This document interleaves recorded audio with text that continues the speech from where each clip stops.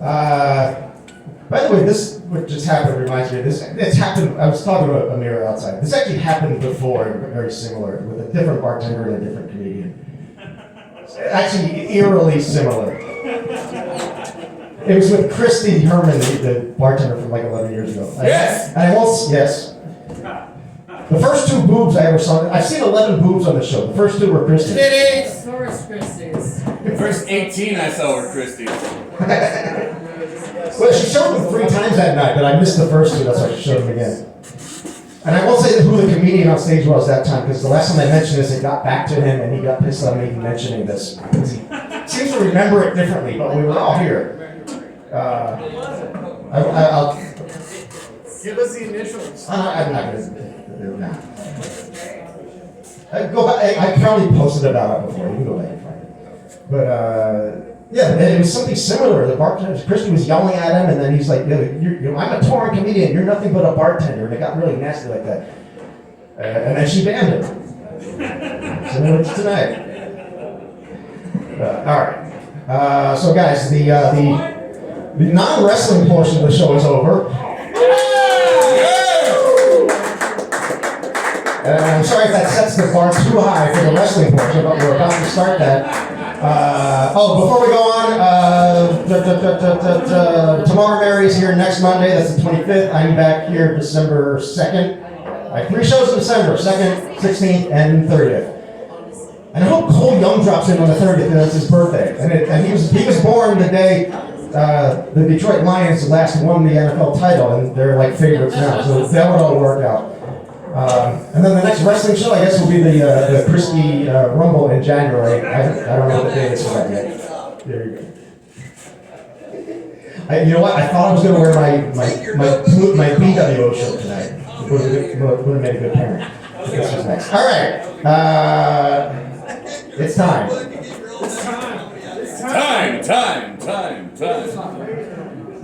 Yeah. You know that there was that WrestleMania song, like back in the 90s, and it starts out with somebody saying, "Are you ready for the Survivor Series?" Which doesn't make sense because it's WrestleMania.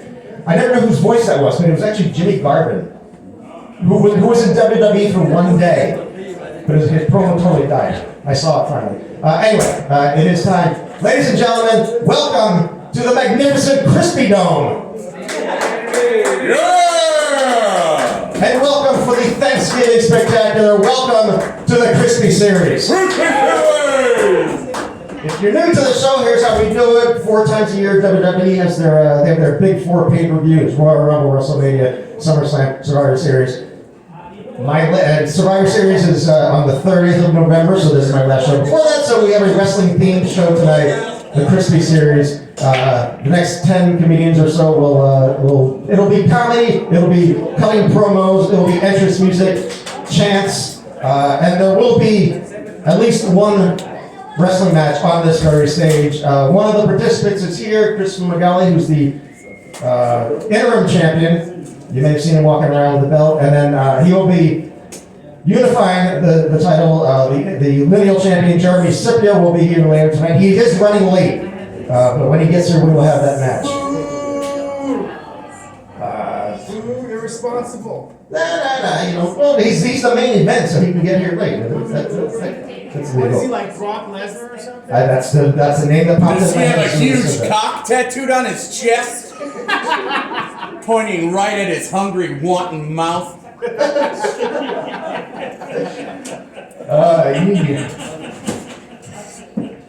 not going to be able to look at him the same way when he walks in now. Going to be examining that filthy mouth of his. All right, guys, let's start. I feel like you're gonna like jump on stage or something.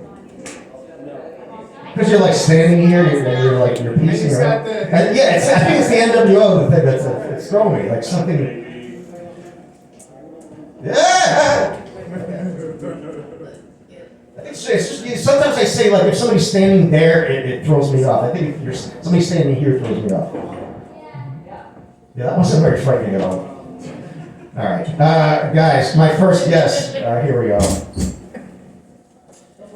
My first guest. I usually have the Jimmy Rollins of comedy start the wrestling shows, but he's been dropped in the batting order once. But My first guest, he's run shows here from time to time. He is the five-time Christian Comedy Show World Heavyweight Champion. Will it be sick? I said it's Jeremy versus Chris later. It doesn't mean one of them is going to walk out with the belt. Could be this man. Please welcome nihilist Gelo.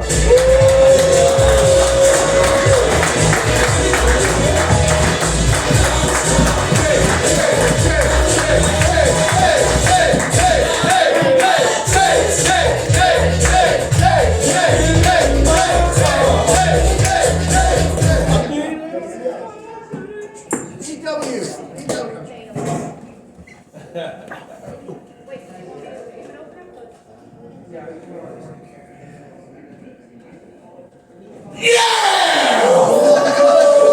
Give it up for me! I love it!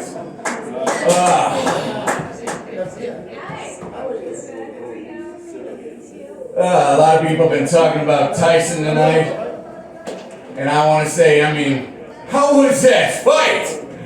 I'm not talking about that one. I'm talking about the one between the bartender and the hairy camel. I was aroused. I almost had to take myself away for a moment, not because of the violence, but because I was going to make a deposit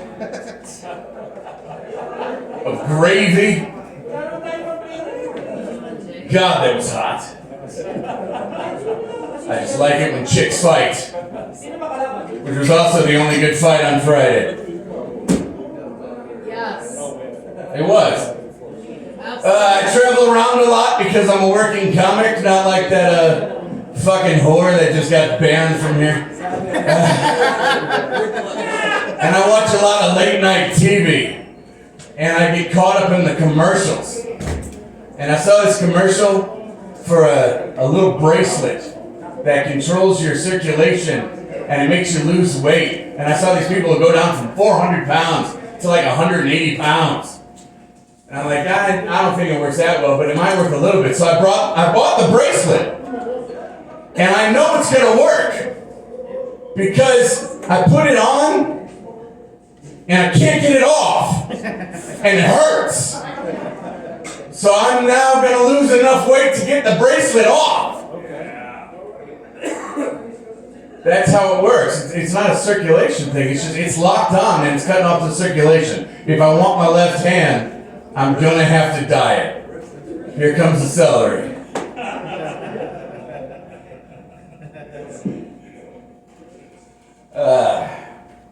Did everyone see the giant billboard for Wicked outside?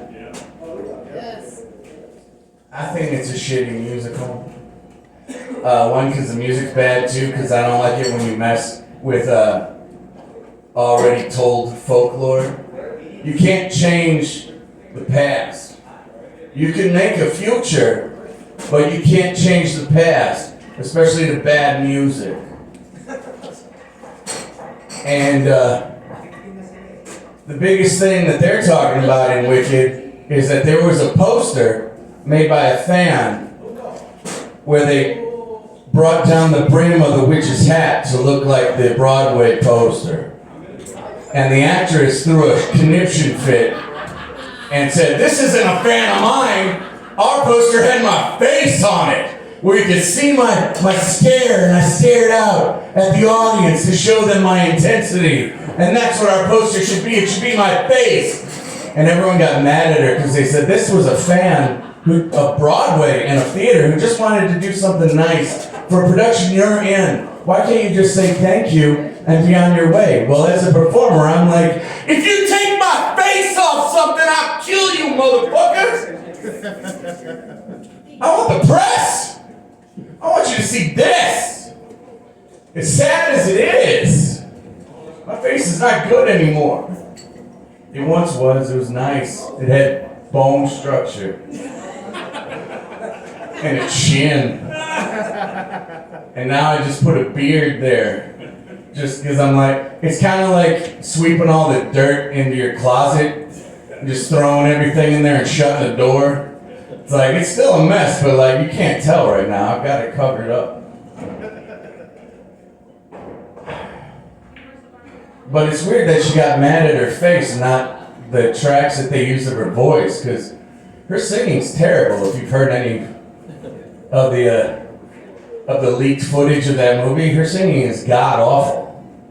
And there's been a lot of singing, like what's her name, that John Travolta mispronounced, Medellazine.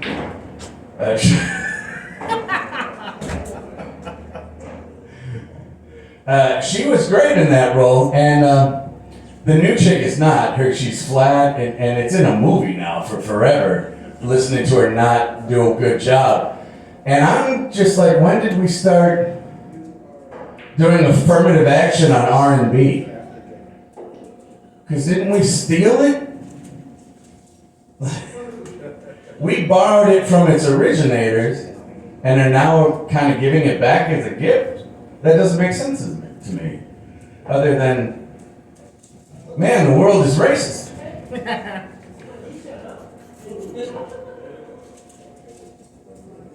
And I think that's what we need to take from the Wicked movie. Is that the world is racist. It's not about wishes or emeralds or fantasy. It's that no matter who you are, people hate you. And if I can make just one child cry from that story, I've done my job. I feel like I want to be like today's P.T. Barnum. I want to use you, but I want to show you what's behind the curtain at the same time. P.T. Barnum's most famous quote is, "There's one born every minute."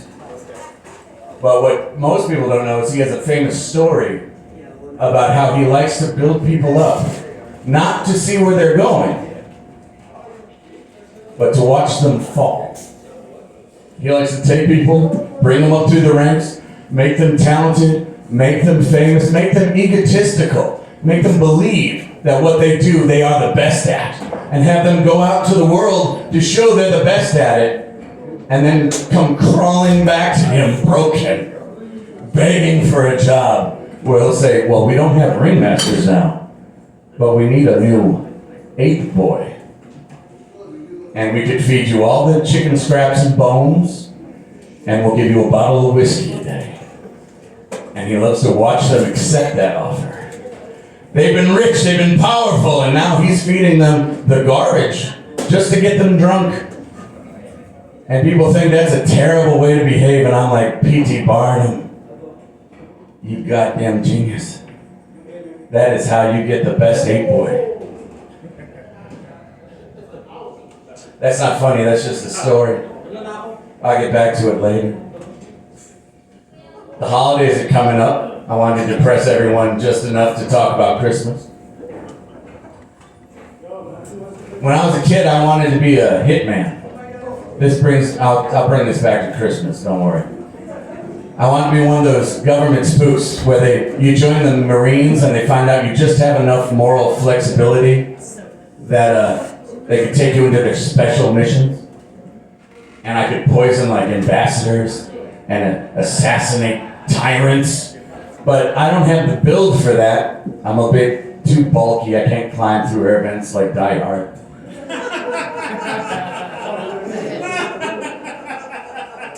So what I've done to fill that void is I've become a hatchet man for corporations. When your big corporate facility is getting a bit too overrun with employees, I come in and I fire them. It's a lot like killing someone, but in your own way. And how did I get this job? Because there's a bunch of people who want to be hatchet men. Is I specialize, and I only work the holidays. I dress up as Santa Claus, and I go around to each person that's about to be fired, and I walk in my full regalia, thank you, and I go, "Ho, ho, ho, ho! Merry Christmas, Mr. Stevens.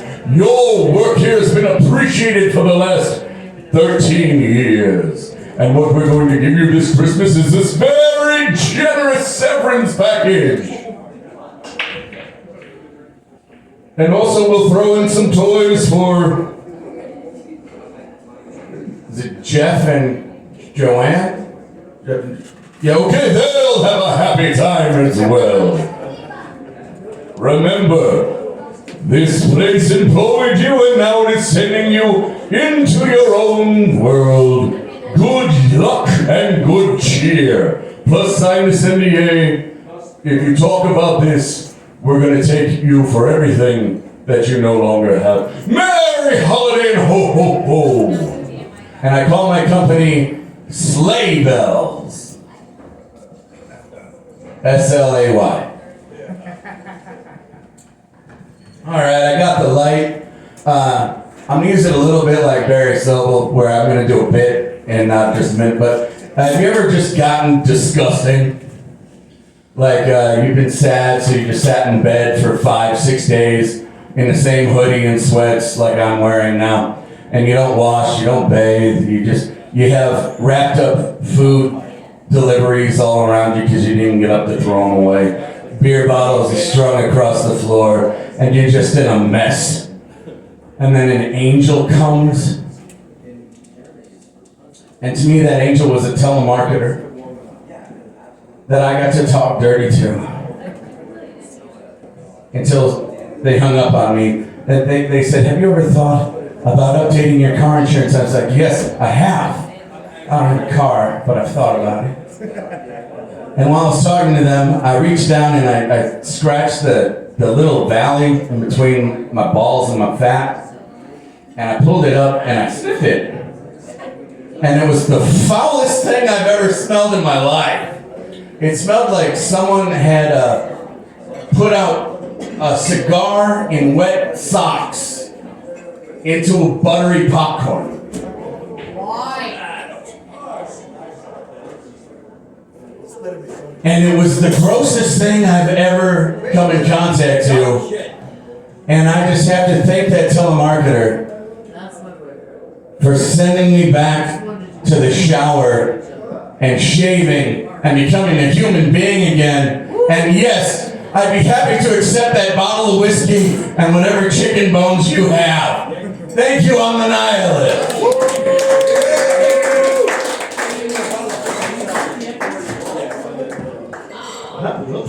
Nihilist Gelo, everybody.